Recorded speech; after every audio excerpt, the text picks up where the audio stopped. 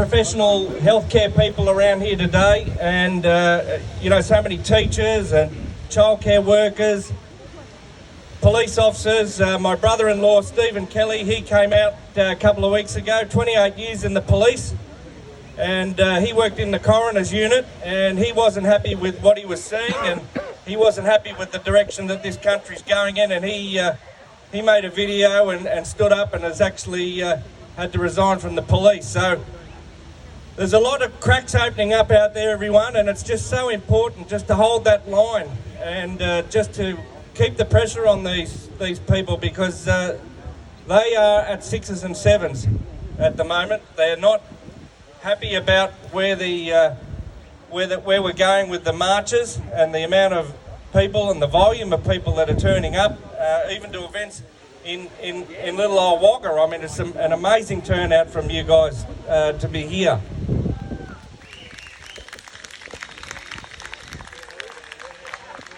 Yesterday I got notified by the Healthcare Complaints Commission that they're issuing me with what they call a Section 94A or something or other, which essentially means that they're going to put out a tsunami warning about John Larter spreading misinformation.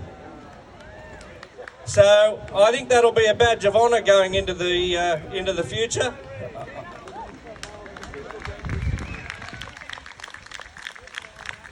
They gave us 24 hours to respond. 24 hours before they put out this warning about my conduct. Now, the crazy part about all this is that they've already suspended me from being a paramedic. They haven't replaced me, so there's nobody in Tumut that's doing the work that I normally do. There's nobody doing the work in Batlow that the 44-year veteran intensive care paramedic in Batlow was doing. I see emergency specialists here, sitting in the crowd. My friend Peter. Who's replacing them? They are not a dime a dozen, I can tell you. And does it not tell you? There's Peter here. Big hand for Peter.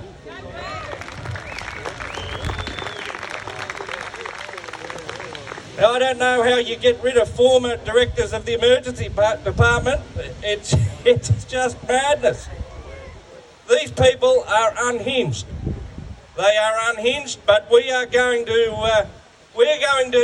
not win the immediate battle, but we are going to win the war. That's for certain.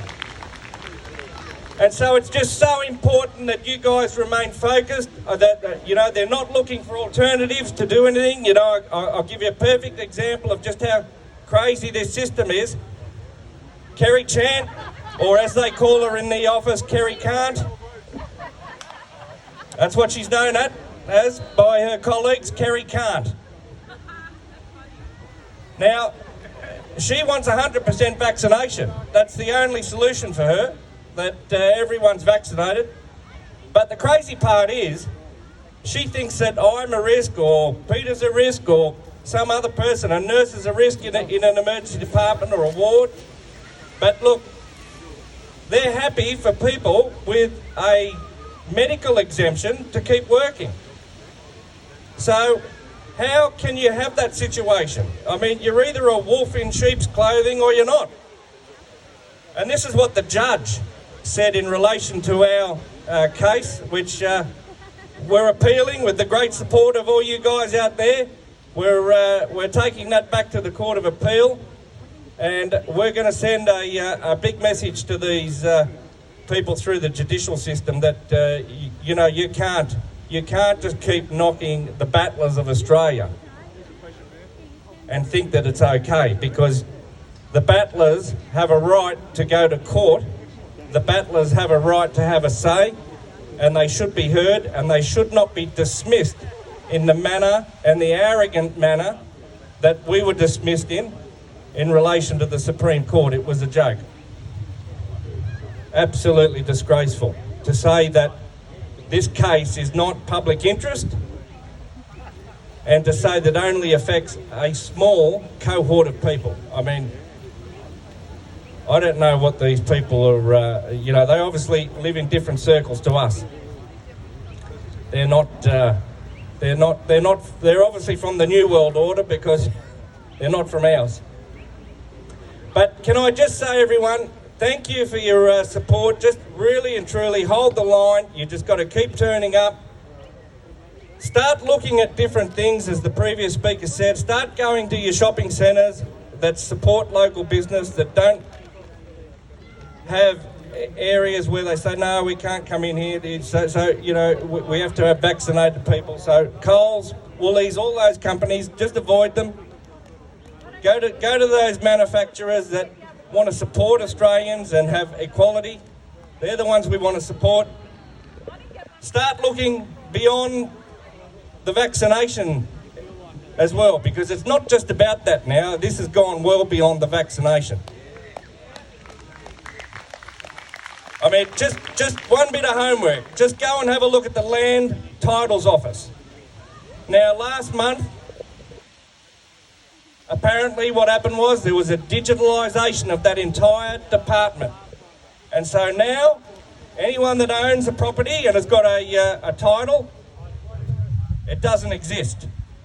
You can apply for it, but it apparently only lasts for 1 month.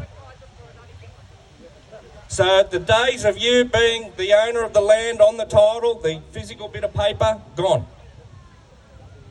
So it's just so important that you guys actually go out and start to ask the questions, start to ask these politicians what is going on behind the scenes, because there is that much going on. There is obviously such a massive agenda that we can't keep track of it. It's just so obscene.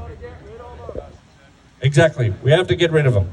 That's the only way. Vote them out at the federal level and vote them out at the state level. And I'm very proud to say, and I'm not just saying this because I've actually joined the Liberal Democrats this week, and we're going to make some announcements in the next week or so about what we're going to be doing with them. But they are a party that are pro-choice. And I think we need to support those parties. It doesn't matter if it's the Liberal Democrats, it doesn't matter if it's Pauline Hanson, it doesn't matter if it's Clive Palmer, it doesn't matter who you support, as long as they're going to look after this country. And if it's Ricardo Bossi you want to support, you support Australia One Party. But at the end of the day, all those parties that are going to look after this country need to work together so we boot out these morons like Scott Morrison and we don't give these Labor or Greens or anyone else a look in either. Thanks, guys. Take care. God bless.